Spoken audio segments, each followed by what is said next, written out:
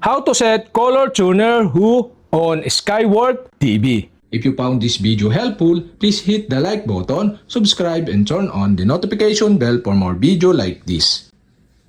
On your remote, press the gear icon. And on the upper right side on your screen, go to gear icon or settings. Here in settings, go to display and sounds. In display and sounds, go to picture.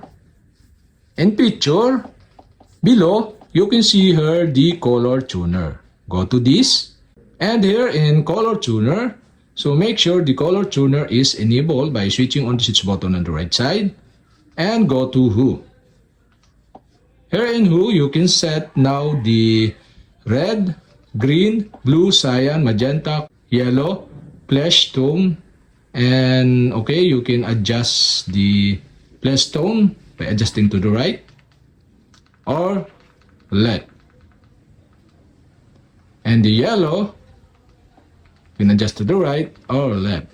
And also the magenta, cyans, blue, green, and red, you can adjust to the right or left.